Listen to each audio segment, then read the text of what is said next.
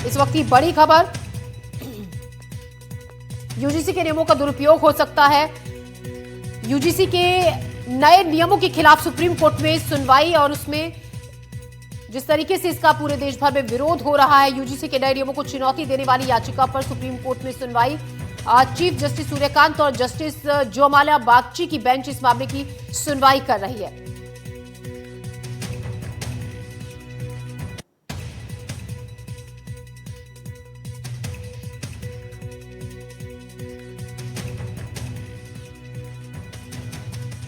इसमें अभी तक हो रही है आखिर, और इसमें जातीय जो भेदभाव है वो क्या ऐसे कानून बने हैं जिससे वो सुरक्षा देता है। तो ये सारी चीजें कहीं ना कहीं जो है वो अब इसमें आ गई हैं, क्योंकि पूरे देश भर में इसको लेकर आंदोलन चल रहे थे। खासतौर पर जो सवर्ण जातीय संगठन है वो इसको इस बारे में आंदोलन कर रहे थे। इसमें दो चार चीजें और क्लियरिटी नहीं थी। इसमें ये भी क्लियरिटी नहीं थी कि जो समिति है, उस समिति जो जातीय भेदभाव की जांच करेगी, उस समिति में आखिर कौन कौन से लोग होंगे, क्योंकि स्टैंडिंग काउंसिल के जो चेयरमैन है उनका ये कहना था कि इसमें 50% जो है वो पिछड़।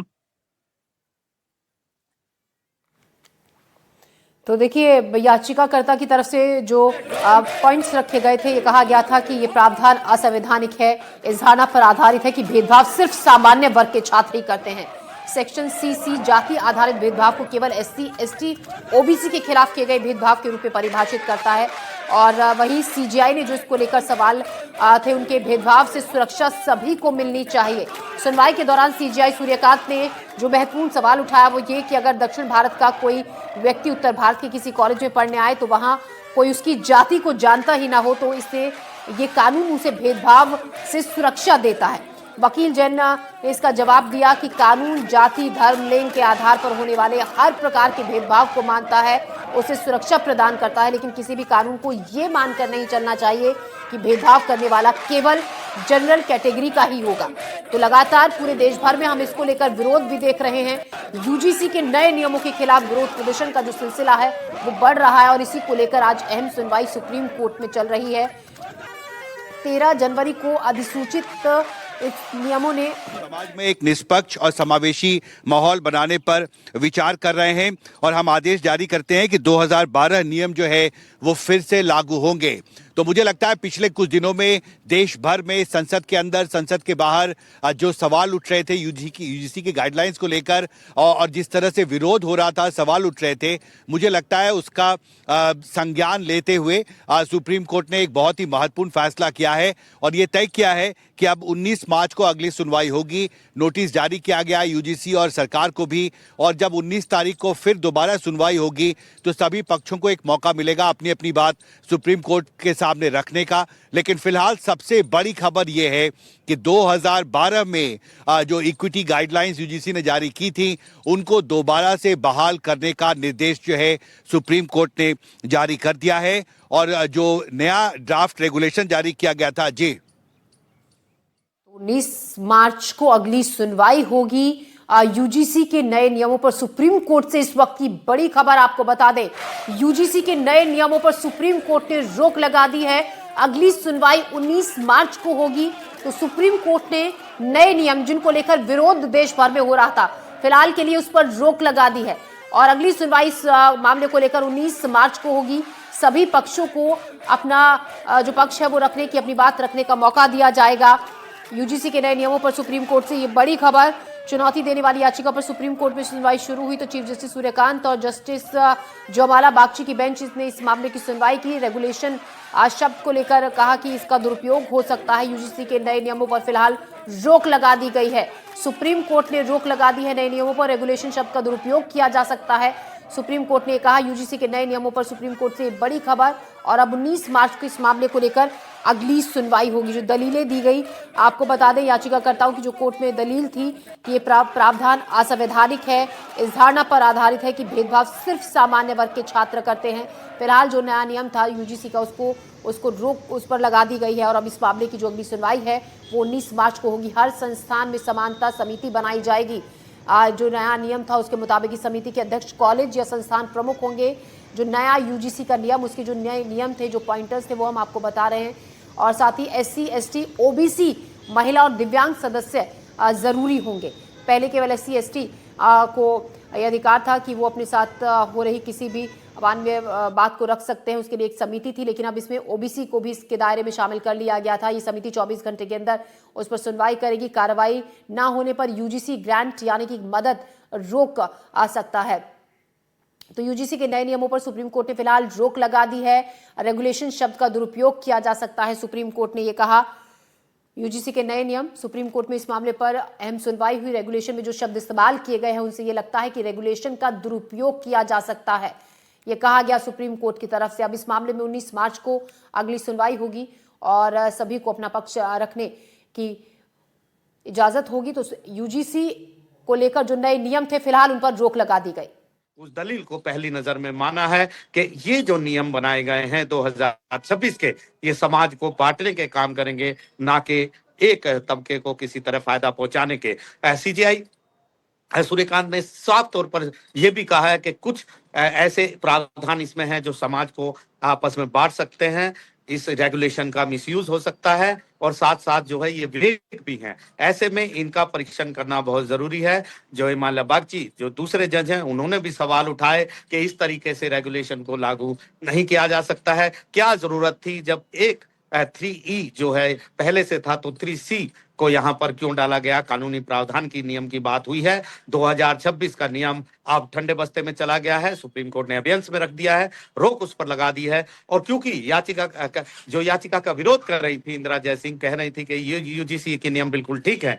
उनका ये कहना था कि 2012 के नियम लागू नहीं हो सकते हैं क्योंकि वो पहले से स्क्रैप हो चुके हैं, उनकी जगह 2026 के नियम ले चुके हैं। तो वहां 2012 के जो नियम इस समय है नहीं, कहीं पे प्रभावी नहीं हो सकते। लेकिन सुप्रीम कोर्ट ने कहा हम संविधान की अपनी असाधारण शक्ति का इस्तेमाल करते हैं, अनुच्छेद 142 का इस्तेमाल करते हैं और उन 2012 के नियमों को तत्काल प्रभाव से फिर लागू करते हैं। तो देश भर में जो आंदोलन चल रहे थे, जो सवाल चल रहे थे, उन पर सुप्रीम कोर्ट ने बड़ा दखल दिया और फिलहाल ये भरोसा दिलाया है कि किसी के साथ भी अन्याय नहीं होगा जब तक देश की सबसे बड़ी अदालत है। जी, तो किसी के साथ भी अन्याय नहीं होगा। 2012 के जो नियम हैं उनको तत्काल प्रभाव से लागू करने के आदेश दिए गए हैं और साथ ही नए UGC के नियमों पर फिलहाल रोक लगा दी गई है। और ये कहा गया है कि अब इस मामले की जो अगली सुनवाई है वो 19 मार्च को होगी। नए नियमों के खिलाफ सुप्रीम कोर्ट में सुनवाई में सुप्रीम कोर्ट ने ये कहा रेगुलेशन शब्द का दुरुपयोग किया जा सकता है और UGC के नए नियमों पर सुप्रीम कोर्ट की तरफ से फिलहाल बड़ी खबर की रोक लगा दी गई है। 2012 के जो नियम हैं तत्काल प्रभाव से उन्हें लागू करने के लिए कहा गया है और ये भी कहा कि नए नियम जो कि समाज को बांटने का काम करेंगे। अब इसको लेकर अगली सुनवाई कोर्ट में होगी 19 मार्च को। तो याचिकाकर्ताओं की जिस तरीके की दलील थी कोर्ट में, ये कहा गया था कि ये धारणा पर प्रावधान असंवैधानिक है, भेदभाव सिर्फ सामान्य वर्ग के छात्र ही करते हैं। ये जो नए नियम थे इस धारणा पर आधारित हैं। साथ ही ये भी कहा गया याचिकाकर्ता की तरफ से अपनी याचिका में कि सेक्शन 3C जाति आधारित भेदभाव को केवल SC, ST, OBC के खिलाफ किए गए भेदभाव के रूप में परिभाषित करता है, जबकि जो जनरल कैटेगरी के लोग हैं इसमें शामिल ही नहीं हैं, उनको भी शामिल करना चाहिए था। कोई भी कानून पूर्व धारणा से नहीं बना सकता है। भेदभाव सिर्फ एक ही वर्ग द्वारा किया जा सकता है। ये पूर्व धारणा के तहत इस नए कानूनों को बनाया गया, नए नियमों को बनाया गया। इससे समाज में भेदभाव होगा। ये संविधान में दी गई समानता के सिद्धांत का उल्लंघन है। तो ऐसे में सुनवाई के दौरान आपको ये भी बता दें कि CJI सूर्यकांत ने महत्वपूर्ण सवाल भी उठाया। कहा कि दक्षिण भारत का कोई भी व्यक्ति अगर उत्तर भारत के किसी कॉलेज में पढ़ने आए तो वहाँ कोई उसकी जाति को नहीं जानता हो तो उससे इस कानून उसे भेदभाव से सुरक्षा देता है। ये सवाल पूछा गया। सर, कौन कौन लोग होंगे, इसके बारे में क्या टिप्पणी की गई है? अभी जो सजेशन आया था उस सजेशन में लीगल एक्सपर्ट्स की बात की गई है, एकेडमिक्स की बात की गई है, सामाजिक जानकार जो है उनकी बात की गई है, पर अभी फॉर्मेशन को लेकर कोई साफ बात नहीं की गई है। लेकिन सजेशन आया तो आगे देखना होगा। सर, CJI की तरफ से सख्त टिप्पणी की गई है। टिप्पणी इस बात को लेकर की गई कि जो हालात अमेरिका में है, गोरों और कालों के बीच में उनके लिए अलग व्यवस्था है, वो स्थिति यहाँ पर पैदा नहीं होगी कि आज़ादी के 75 साल के बाद भी हम इस स्थिति में। बिल्कुल जस्टिस बागची की तरफ से ये बात आई थी और बिल्कुल उन्होंने बिल्कुल सही कहा।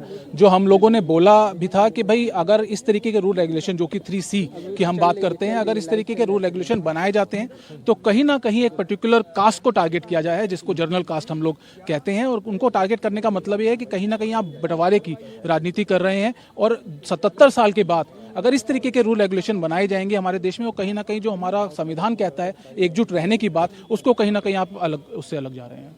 अगली सुनवाई सर कब होनी है? 19 मार्च के लिए मामला जो है अब दोबारा से रखा गया है। केंद्र सरकार की तरफ से सर क्या दलीलें रखी गई सर? आज केंद्र सरकार की तरफ से कुछ ज़्यादा नहीं कहा गया है। उन्होंने कहा है कि हमें समय चाहिए। अब समय जो है 19 मार्च की डेट है, उससे पहले उनको जवाब फाइल करने के लिए भी कहा गया है। तो आप यहाँ पर सोच सकते हैं कि जो याचिकाकर्ता है तो 19 मार्च से पहले अपना जो उन्हें समय चाहिए केंद्र सरकार की तरफ से ये कहा गया, और 19 मार्च से पहले उन्हें अपना पक्ष रखना होगा। 19 मार्च तक सुप्रीम कोर्ट ने सरकार से इस बारे में जवाब मांगा है। यूजीसी के जो नए नियम हैं सुप्रीम कोर्ट ने फिलहाल उन पर रोक लगा दी है और पुराने नियमों को तत्काल प्रभाव से शुरू करने का आदेश दे दिया गया है। तत्काल प्रभाव से लागू करने के लिए पुराने नियम, यूजीसी का जो 2012 वाला नियम है वही लागू रहेगा। 19 मार्च तक सुप्रीम कोर्ट में सरकार को अपना जवाब दाखिल करना है। इस वक्त की बड़ी खबर, यूजीसी पर सुप्रीम कोर्ट में अहम सुनवाई हुई और कोर्ट ने ये कहा है कि 2012 वाले यूजीसी के जो 2012 वाले नियम हैं वही तत्काल प्रभाव से लागू हो।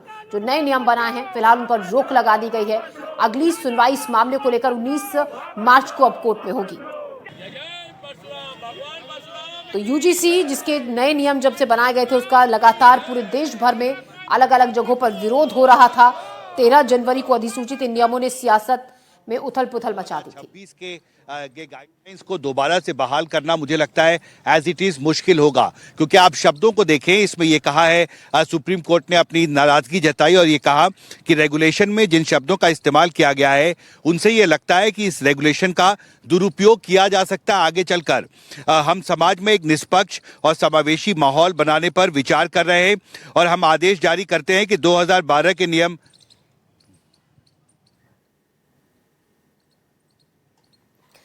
तो यूजीसी के नए नियमों को लेकर सुनवाई हुई सुप्रीम कोर्ट में और एक अहम फैसला कोर्ट की तरफ से सुनाया गया कि फिलहाल यूजीसी के नए नियमों पर रोक तत्काल प्रभाव से लगाई जाए और जो पुराने नियम हैं वो यूजीसी 2012 के नियमों को लागू किया जाए।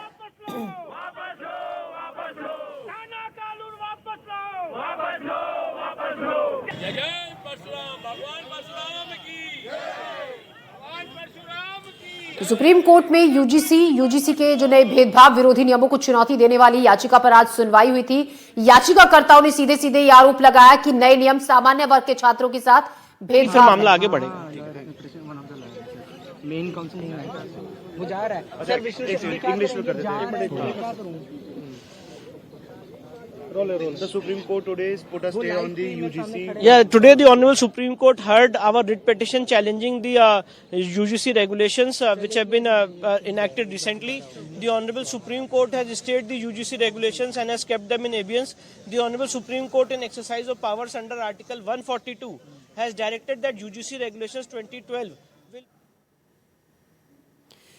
तो यूजीसी के नए नियम जिनका विरोध हो रहा था, इसी मामले को लेकर सुप्रीम कोर्ट में सुनवाई हुई। यूजीसी के नए नियम सामान्य वर्ग के छात्रों के साथ भेदभाव है, नया नियम जिसका विरोध हो रहा था। अदालत के सामने ये कहा गया कि इन नियमों को लेकर देश भर में विरोध हो रहा है। इस पर पीठ ने कहा ये स्थिति से अवगत है और याचिका में मौजूद तकनीकी खामियों को दूर करने के निर्देश दिए गए हैं।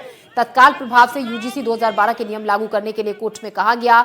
नए नियमों के तहत सभी उच्च शिक्षण संस्थानों में समानता समितियों का गठन अनिवार्य किया गया है, जिसको लेकर याचिका दाखिल की गई थी। इन समितियों का काम भेदभाव से जुड़ी शिकायतों की जांच करना और समानता को बढ़ावा देना था, ना कि उस डिफरेंसेस को लगातार बढ़ाना है। तो मुझे लगता है कि एक बार फिर से हम लोगों को डिस्कस करना चाहिए। तो सुप्रीम कोर्ट ने साफ निर्देश ये दिए हैं कि फिलहाल नए नियमों पर रोक लगा दी जाए। 19 मार्च को इस मामले को लेकर अब सुनवाई होगी।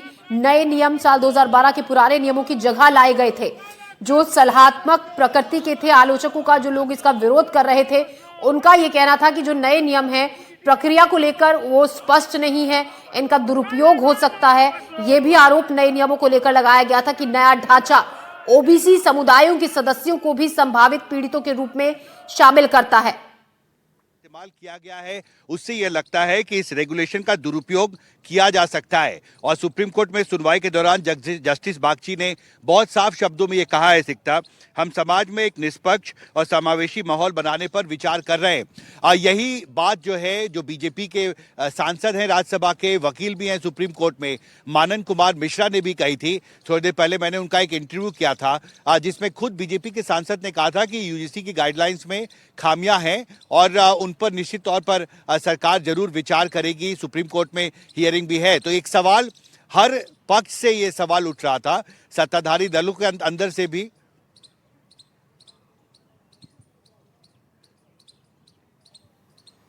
तो हर पक्ष से सवाल उठ रहा था, हर जगह से इसको लेकर विरोध किया जा रहा था और इसके खिलाफ कई राज्यों में विरोध देखने को मिला। दिल्ली, उत्तर प्रदेश, राजस्थान, बिहार सहित, जिसको लेकर प्रदर्शन भी जगह जगह पर किए गए। जो है हमारे कॉन्स्टिट्यूशन में जो है रिफ्लेक्ट होती है एजुकेशनल संस्थानों में खास। बिल्कुल, क्या टिप्पणी देखिए, जिस तरह से आज हॉस्टल्स को डिवाइड किया जा रहा है कास्ट बेसिस पे, और जिस तरह से हम लोगों का एक समग्र समाज ये आशा करता है, हमारा संविधान का जो मूलभूत संरचना है वो ये है कि सारे लोग एक समान रहें और किसी भी तरह से किसी भी ढंग का कोई भेदभाव ना हो, तो उसको सही से एक प्रॉपर लेजिस्लेटिव लैंग्वेज में डिफाइन करना जरूरी है।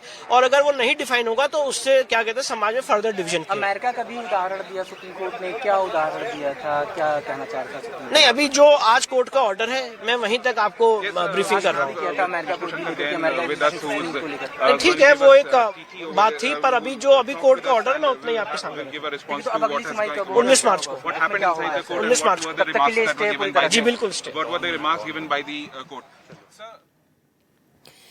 तो यूजीसी के जो नए नियम था जिसका विरोध हो रहा था, इस बात को लेकर जिनको यूजीसी 2012 के पुराने नियमों की जगह लाया गया था, इसका दुरुपयोग की आशंका थी। इनका आरोप ये था जो संगठन थे कि नया ढांचा ओबीसी समुदायों के सदस्यों को संभावित पीड़ितों के रूप में शामिल करता है। जो समर्थ छात्र है वो फंस जाता है और फिर वो शिकायत झूठी पाई जाती है, तो उसके बाद शिकायतकर्ता पर क्या कार्रवाई होगी, तो इस मामले पर कुछ भी नहीं लिखा गया था। आज स्टैंडिंग काउंसिल के जो चेयरमैन है उन्होंने भी यही बात कही कि ये यूजीसी ने खुद अपने ताई जो है वो ये नियम तय कर लिए थे, इसको लेकर जो है उनकी ओर से कोई सलाह नहीं दी गई थी। तो कहीं ना कहीं अब जो है, जब सुप्रीम कोर्ट ने नोटिस जारी किया है यूजीसी को, केंद्र सरकार को, तो यूजीसी को ये बताना पड़ेगा कि आखिर कौन से जातीय भेदभाव को लेकर उन्होंने ये जो पहले 2012 का जो कानून था जिसमें ये कहा गया था कि अगर किसी की शिकायत फर्जी पाई जाती है तो उसको उस पर कार्रवाई की जाएगी, उसको क्यों हटाया गया। तो इस नोटिस के बाद में ये यूजीसी को जवाब देना पड़ेगा। दूसरी अहम बात यह है कि 2012 में जब ये कहा गया था तो ये कहा गया था कि आर्थिक आधार पर किसी का जन्म स्थान जहां पर है, जाति के आधार पर, धर्म के आधार पर, लिंग के आधार पर आप भेदभाव नहीं कर सकते हैं। तो अब कहीं ना कहीं सुप्रीम कोर्ट ने भी उसी को माना है कि ये सारे जो 2012 में एक रेगुलेशन था उसी को लागू किया जाए। इसमें तो 2012 के यूजीसी नियमों को तत्काल प्रभाव से लागू किया जाए। जो नए नियम थे उनके मुताबिक जो सामान्य वर्ग था उसको बाहर रखा गया था उस दायरे से। उन्हें जाति आधारित भेदभाव का स्थायी दोषी साबित करने जैसा एक तरीके से नए नियमों को बताया गया था। तो यूजीसी के नए नियम, इनके मुताबिक, नियमों के मुताबिक इन समितियों में अन्य पिछड़ा वर्ग, अनुसूचित जाति, अनुसूचित जनजाति, महिला और दिव्यांगों के प्रतिनिधियों को शामिल करना जरूरी था। इस बात को लेकर भी विरोध किया गया था और पूरे देश भर में इसका विरोध देखा जा रहा था। लेकिन अब जो सुप्रीम कोर्ट ने फैसला आज सुनाया है, इसको लेकर कहा है कि फिलहाल जो नए नियम है उनको रोक उन पर लगा दी गई है। पुराने नियमों को फिर से तत्काल प्रभाव से लागू करने के लिए कोर्ट की तरफ से कहा गया। 19 मार्च को अब इस मामले पर सुनवाई होगी।